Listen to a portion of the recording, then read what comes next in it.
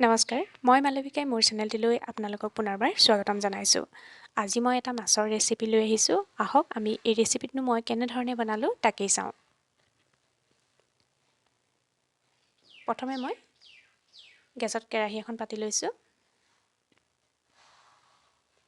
আৰু এতিয়া কেৰাহীখন গৰম হৈ যোৱাৰ পাছত মই এতিয়া ইয়াতে দিছোঁ মিঠাতেল।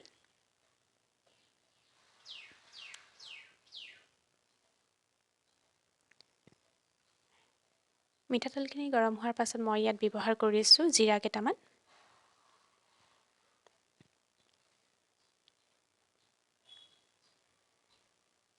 জিৰাখিনি ফুটিবলৈ আৰম্ভ কৰিছে আৰু এতিয়া মই ইয়াত দিছোঁ 1 চামুচ হ'ব। 1 চামুচ মই ইয়াতে নহৰু দিছোঁ। নহৰুখিনি মই খুব সৰু সৰুকৈ কাটি লৈছিলোঁ। আপোনালোকে মিক্সিটো দিব পাৰে বা থেতেলিয়াও ল'ব পাৰে। আৰু মই প্ৰথমে নহৰুখিনি অকণমান ভাজি ল'ম। এতিয়া মই ইয়াতে পিঁয়াজ দুটা দিছোঁ, সেই দুটাও মই মিহি মিহিকৈ কাটি লৈছিলোঁ।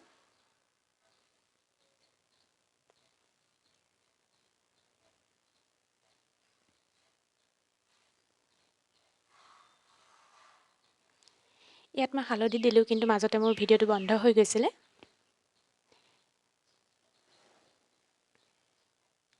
আৰু এতিয়া দিছোঁ মই জিৰা পাউডাৰ, সৰু চামুচেৰে 1 চামুচ।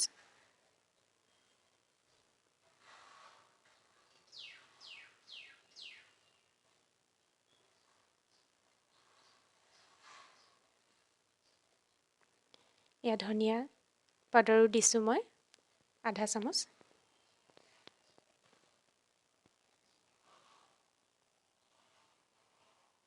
এই আটাইখিনি মই সুন্দৰকৈ ভাজি ল'ম। আৰু এতিয়া মই ইয়াত ব্যৱহাৰ কৰিছোঁ 1 চামুচ কাশ্মীৰী ৰেড চিলি পাউডাৰ। এইখিনি দিলে একেবাৰে জ্বলা নহয়, মাত্ৰ এই ৰঙৰ কাৰণেহে মই ব্যৱহাৰ কৰিছোঁ।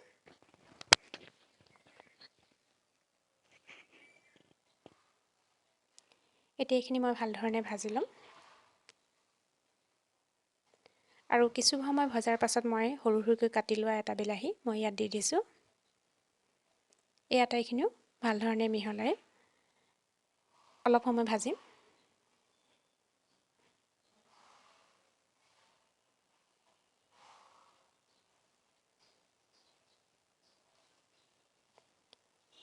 এতিয়া মই ইয়াত দিছোঁ নিমখ প্ৰয়োজন অনুসাৰে।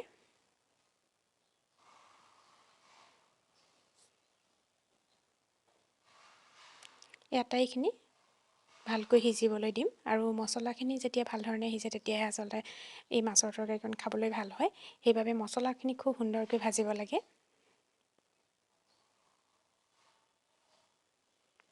এতিয়া মই অকণমান পানী ব্যৱহাৰ কৰিছোঁ যাতে মছলাখিনি সোনকালে গলি যায়।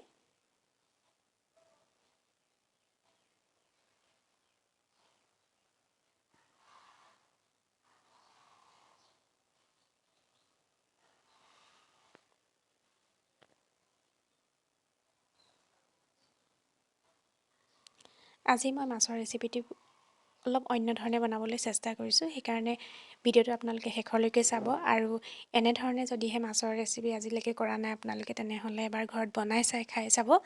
লগতে যদিহে ভাল পায় তেনেহ'লে, ভাল পায় বা বেয়াই পায়, তথাপিও কি কয় কমেণ্ট বক্সত এটা কমেণ্ট দিব।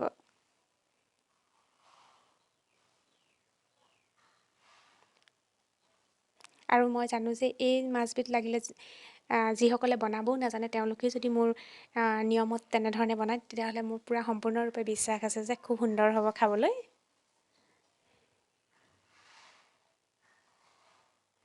এতিয়া মই ইয়াত ব্যৱহাৰ কৰিছোঁ পানী বহুত বেছি দিব নালাগে।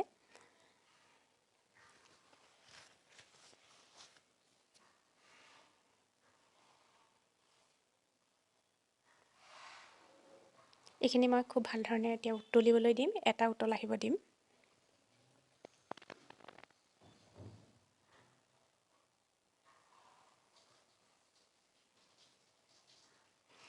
এয়া চাওক, আমাৰ এটা উতল আহি গ'ল।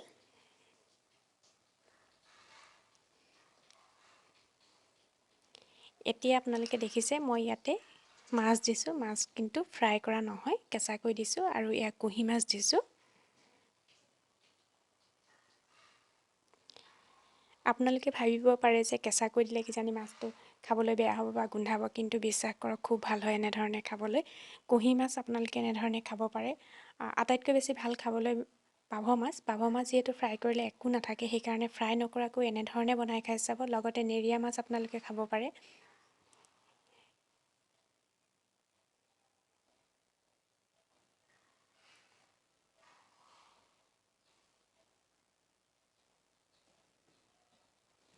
মাজে মাজে মই লৰাই দিম যাতে মাছৰ পিচটো তলত লাগি নাযায়। আৰু এটা কথা, যিহেতু মই কেঁচাকৈ মাছ ব্যৱহাৰ কৰিছোঁ, সেইকাৰণে যিহেতু ফ্ৰাই কৰা নাই, সেইকাৰণে ভাঙি যোৱাৰ সম্ভাৱনাটো খুবেই বেছি। সেইকাৰণে অকণমান সাৱধানে লৰাব লাগে।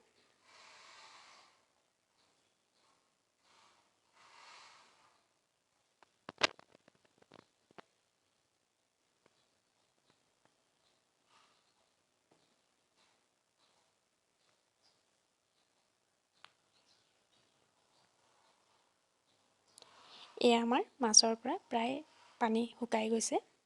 আৰু এতিয়া মই ইয়াত ব্যৱহাৰ কৰিছোঁ ফ্ৰেছ ধনিয়া।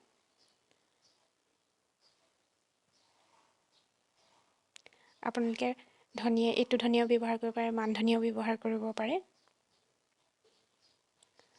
আৰু এতিয়া মই ইয়াতে দীঘল দীঘলকৈ জলকীয়া কাটি দিম, কেঁচা জলকীয়া। কেঁচা জলকীয়া দিলে গোন্ধটো আৰু বেছি ভাল হয়, সেইবাবে মই ইয়াত কেঁচা জলকীয়া ব্যৱহাৰ কৰিছোঁ। আৰু যদিহে আপোনালোকে ব্যৱহাৰ কৰিব নিবিচাৰে, নহ'লে নকৰিলেও হ'ল। আমাৰ মাছ হৈ গৈছে আৰু এতিয়া মই গেছটো অফ কৰি দিম।